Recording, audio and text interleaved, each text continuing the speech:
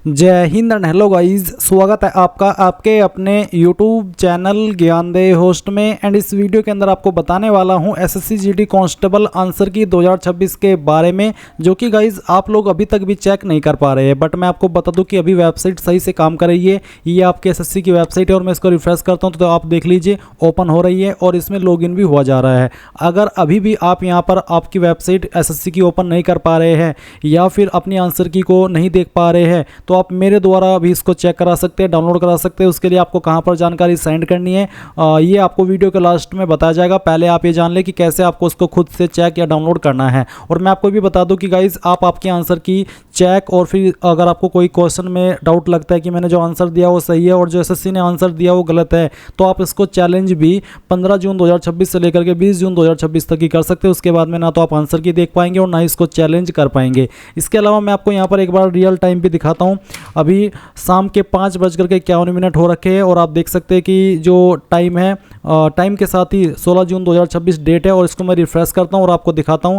ये real time में आपको यहां पर दिखा देता हूं। और फिर अभी मैं वेबसाइट को रिफ्रेश करता हूं, एसएससी की वेबसाइट को मैंने इसको रिफ्रेश किया। आप देख लीजिए ये रिफ्रेश हो रही है और यहां पर ओपन भी हो रही है। अब आप इसमें लॉगिन और रजिस्टर इसके ऊपर क्लिक करेंगे, अपना राशन नंबर डालेंगे, पासवर्ड डालेंगे और कैप्चा कोड डाल करके लॉगिन कर लेंगे। लॉगिन करने के बाद आपको यहाँ पर इस तरह का इंटरफेस देखने को मिलेगा। आपको माई एप्लीकेशन के सेक्शन पर क्लिक करना है। यहाँ पर आपकी कांस्टेबल जीडी की वैकेंसी शो हो रही है। इसके नीचे आपको आंसर की चैलेंज के ऊपर क्लिक करना है, यहाँ पर टिक करना और क्लिक करके ऊपर क्लिक कर देना है। इसके बाद में गाइज आप देखेंगे यहाँ पर इनवैलिड डिटेल्स इसका एरर आ रहा है। अब ये नया कोई एरर है और ये अभी तक गाइज समझ में नहीं आ रहा है कि एसएससी वाले कर क्या रहे हैं।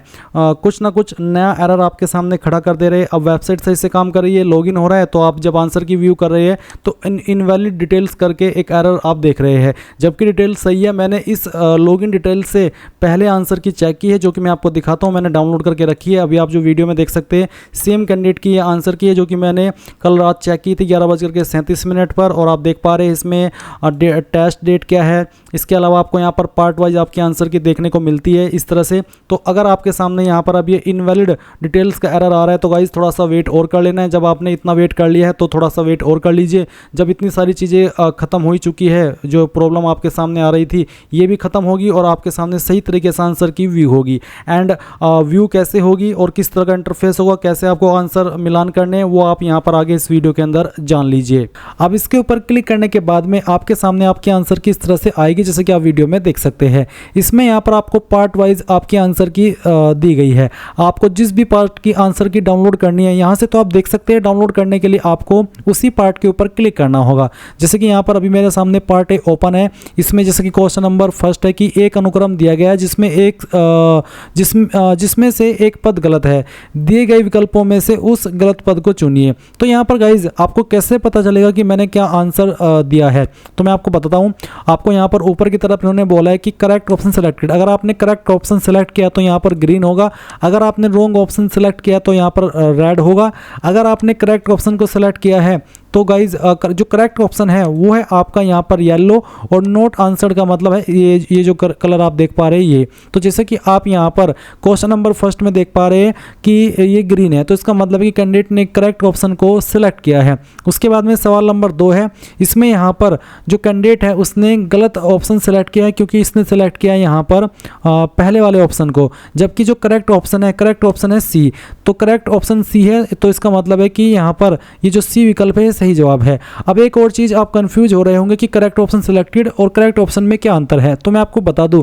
जो ये करेक्ट ऑप्शन है ये तो वो है जो कि एसएससी के अकॉर्डिंग सही जवाब है, और फिर करेक्ट ऑप्शन सिलेक्टेड यानी कि कैंडिडेट ने भी उसी को सिलेक्ट किया, तो इसका मतलब है कि आपका ये जवाब सही हुआ है। एंड अगर आपने रोंग ऑप्शन सेलेक्ट किया है तो आपको यहाँ पर इस तरह से रोंग देखने को मिलेगा, और फिर जो येलो है इसका मतलब है कि ये वाला सही ऑप्शन है या फिर सही जवाब है, जो कि आपको येलो में देखने को मिल रहा है।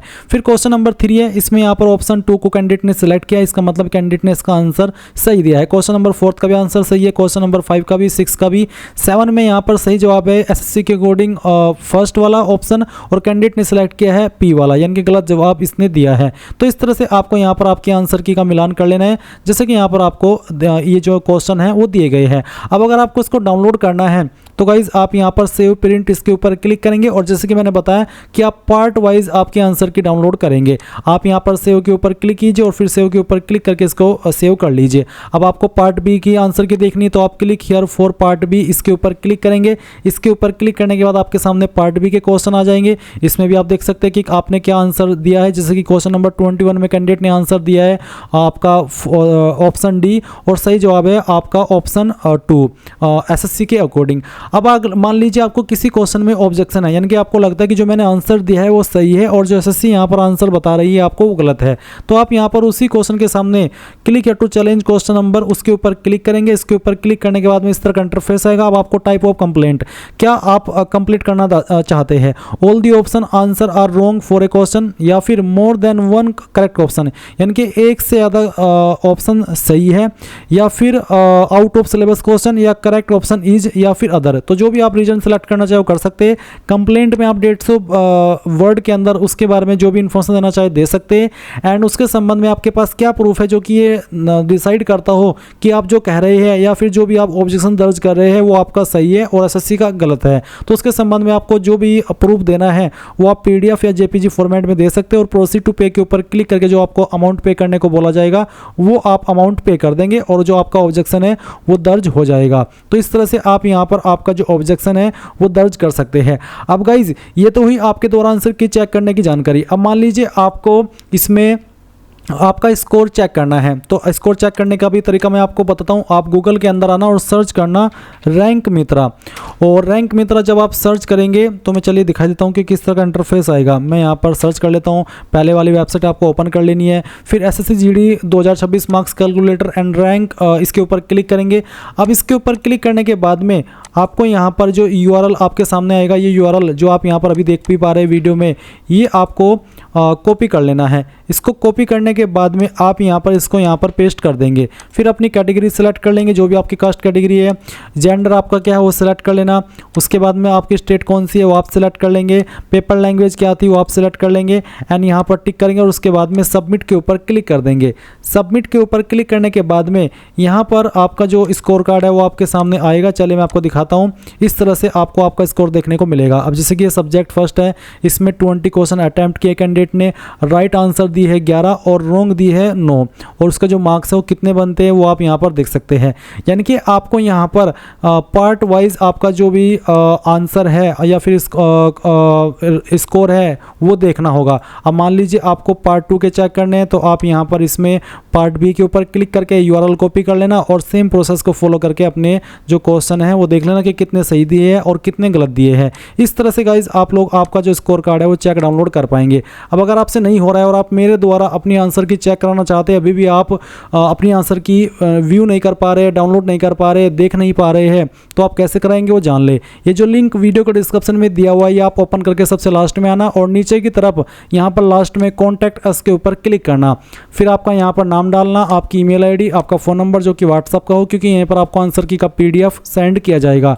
मैसेज में आप यहाँ पर आपका जो एप्लीकेशन नंबर है, रजिस्ट्रेशन नंबर है वो डालेंगे, अपना पासवर्ड डालेंगे और साथ लिखेंगे एसएससी जीडी आंसर की 2026। रजिस्ट्रेशन नंबर एंड पासवर्ड देना अनिवार्य है क्योंकि इसके बिना तो मैं भी कुछ नहीं कर पाऊंगा, और साथ में एसएससी जीडी आंसर की 2026 लिखने से मुझे पता चलेगा कि किस चीज़ की जानकारी है और मुझे उसको कहाँ पर चेक करना है। फिर आप सबमिट करेंगे, उसके बाद जानकारी मेरे पास आएगी और जितने कैंडिडेट का हो पाएगा आंसर की चेक करके डाउनलोड करके उनको उनके व्हाट्सएप पर सेंड किया जाएगा।